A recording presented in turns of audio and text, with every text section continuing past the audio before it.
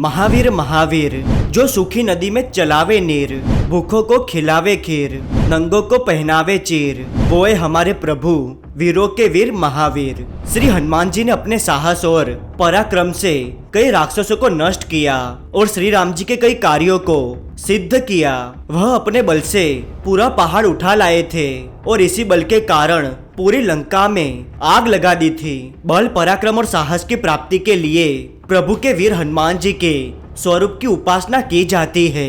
वीर हनुमान जी के स्वरूप की पूजा मात्र से व्यक्ति का आत्मविश्वास बढ़ता है, साथ ही इससे शत्रु भी पराजित होते हैं और भय दूर होता है। हर हर महादेव, जय श्री राम। दोस्तों, क्या हो जब किसी व्यक्ति के पीछे कोई बुरी शक्ति पड़ जाए और वो उस व्यक्ति को पूरी तरह से बर्बाद कर दे। आज के इस अनुभव में इन भक्त के साथ ऐसा ही हुआ।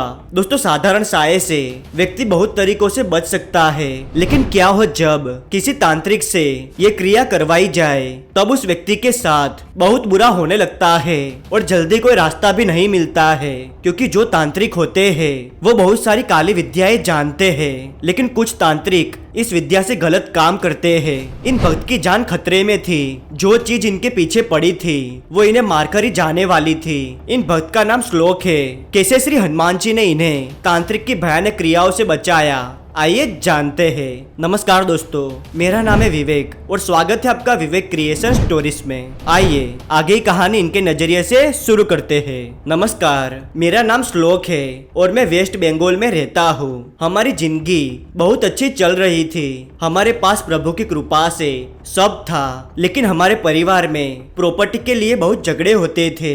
सबने अपने हिस्से की प्रॉपर्टी ले ली थी। मेरे पापा ने बहुत मेहनत करके इस प्रॉपर्टी को बहुत ज्यादा बढ़ा लिया था, लेकिन हमारे रिश्तेदार जिन्हें हिस्से में हमारी जितनी ही प्रॉपर्टी मिली थी, उन्होंने सब बुरी आदतों के चलते उस प्रॉपर्टी को बेच दिया। हमने सुना था कि वो लोग किसी तांत्रिक की बात में आकर अपने सारे पैसे उस पर उड़ा देते थे, इस लालच में कि वो हमसे भी ज्यादा अमीर बनेंगे। लेकिन इसी लालच के चलते उनके पास जो जमीन और पैसे थे वो उन्हें भी खो बैठे। तब से वो हमसे बहुत जलते थे। हमने तो उनका कुछ बुरा नहीं किया था। मैं अपने माता पिता का एक लौता बेटा हूँ। एक दिन की बात है, वो रिश्तेदार हमारे घर आए और पापा से पैसे मांगने लगे, लेकिन पापा को पता था कि वो लोग उस पैसे को ले जाकर उस तांत्रिक को दे देंगे, इसलिए पापा ने मना कर दिया। तभी उन्होंने पापा को कहा कि तुम्हें बहुत घमंड आ गया है। जिस बेटे को तुम बहुत प्यार करते हो वो मर जाएगा, तब तुम्हें पता चलेगा। पापा ने ये बात सुनकर उन्हें थप्पड़ मार दिया, जिस वजह से उन्होंने गुस्से में कहा कि 6 महीने के अंदर तेरा बेटा मर जाएगा। दुनिया की कोई भी शक्ति उसे नहीं बचा सकती। ये बात सुनकर मम्मी बहुत परेशान हो गई, लेकिन पापा ने मुझे कहा कि वो मुझे कुछ नहीं होने देंगे। उस दिन के बाद से बहुत अजीब घटनाएं होने लगी। हमारे घर में जो डॉग है उसका नाम डम्पी है। उसी दिन के बाद से वो रात को बिना वजह भौंकता था। कहते हैं कि कुत्ते वो चीज भी देख सकते हैं जो इंसान नहीं देख पाते। अब ऐसा हर रात को होने लगा। हमारे आंगन में जो तुलसी का पौधा था वो भी सूख गया। माँ को बहुत चिंता होने लगी थी। उन्होंने कहा कि तुलसी का पौधा सूखना बहुत अशुभ होता है और डम्पी भी बिना वजह रात को भौंकता है। लेकिन मैंने माँ को कहा कि ये आपका वहम है, सब ठीक है। उस बात को 16-17 दिन हुए होंगे। तभी एक रात को मुझे ऐसा सपना आया जैसे मेरे ऊपर कोई है। जब मैंने आंखें खोली तो बहुत डरावनी आकृति थी। जब मैंने खुद को हिलाने की कोशिश की तो वो मेरे कमरे में जोर जोर से घूमने लगी। जब सुबह हुई तो मुझे पता नहीं चल रहा था कि वो सपना था या हकीकत, क्योंकि वो इतना सच लग रहा था कि मैं सपने और जिंदगी के बीच का फर्क भूल गया था। उसके थोड़े दिन बाद हमें घर के पीछे के हिस्से से नींबू मिला, जिसमें बहुत सारी सुइयां चुभाई थी। इसके बाद भी हमें बहुत चीजें मिली थी। हमें पता था कि ये उन्हीं रिश्तेदारों ने किया है, लेकिन उन्होंने ये चीजें कब डाली हमें कुछ पता नहीं चला। अब ऐसा हो गया था कि मुझे कमरे से बाहर निकलने की भी इच्छा नहीं होती थी। बस पूरा दिन सोया रहता था। मेरा शरीर भी बहुत कमजोर हो चुका था, लेकिन उस वक्त मैं खाना बहुत खा रहा था, फिर भी मेरा शरीर सूखता जा रहा था। कोई मुझे देखता तो उसे ऐसा ही लगता कि जैसे मैं कोई मुर्दा हूँ, क्योंकि मेरा शरीर वैसा हो गया था। हम दूसरे तांत्रिकों के पास भी गए, लेकिन सबने कहा कि इस चीज को वही वापस ले सकता है जिसने इसे भेजा है। वो रिश्तेदार चाहते थे कि मेरे पापा गिड़गिड़ाते हुए उनके सामने जाए और उनसे माफी मांगे, लेकिन भगवान भी उन्हें रास्ता दिखाते हैं जो सच्चे होते हैं। फिर किसी ने मेरे पापा को एक बाबा का पता बताया। वो श्री हनुमान जी की पूजा करते थे और ऐसी ही चीजें हटाते थे। जब हम उनके पास गए तो उन्होंने मुझे देखकर ही कह दिया कि मेरे ऊपर 6 बुरी शक्तियों का साया है। सारे नाम मुझे याद नहीं है, लेकिन उसमें प्रेत, पिशाच, साकिनी ये सब भी थे। उन्होंने हमें कहा कि आपको डरने की जरूरत नहीं है।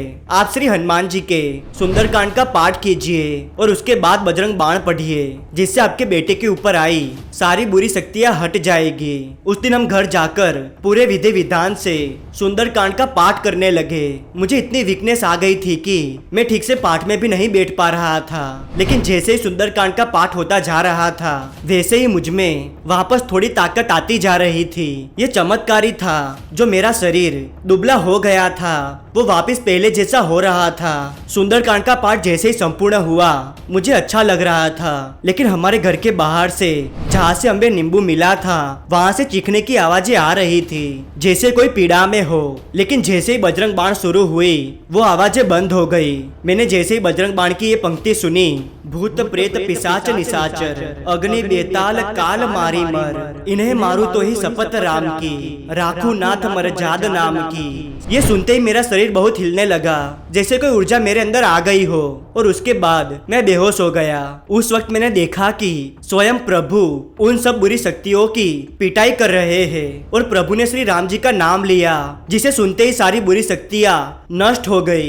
ये सब मैंने बेहोशी की हालत में देखा था, लेकिन जब मुझे होश आया तो मेरे रोंगटे खड़े हो गए थे। सच में मैं आपको बता नहीं सकता कि उस वक्त मैंने कैसा महसूस किया था। सच में प्रभु की शक्ति की कोई श्रमता नहीं है। उसी रात वो रिश्तेदार हमारे घर आए और जो उन्होंने कहा वो हमारे लिए प्रभु का बहुत ही बड़ा अनुभव था। उन्होंने कहा कि जब हम तांत्रिक के पास बैठे और वो क्रिया कर रहे थे तब तांत्रिक की अचानक आंखें बड़ी हो गई और उसे उसी वक्त लकवा मार गया, लेकिन उससे पहले वो हनुमान जी का नाम ले रहा था और मुझे माफ कर दो ऐसा बोल रहा था।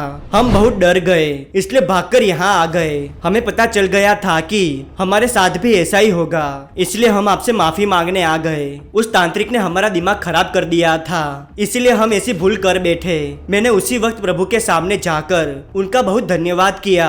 जब मैं प्रभु को धन्यवाद कर रहा था तो मेरी आंखों से अपने आप आंसू निकल रहे थे।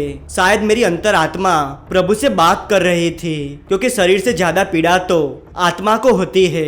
यह चमत्कार कोई नास्तिक सुने तो शायद विश्वास नहीं करेगा, लेकिन जहाँ प्रभु होते हैं वहाँ ऐसे चमत्कार होना कोई बड़ी बात नहीं, क्योंकि प्रभु स्वयं शिव जी के अवतार है और सभी शक्तियों के स्वामी भगवान शिव है। और जहाँ प्रभु बजरंगबली का स्थान होता है वहाँ पर कोई भी बुरी शक्ति टिक नहीं सकती।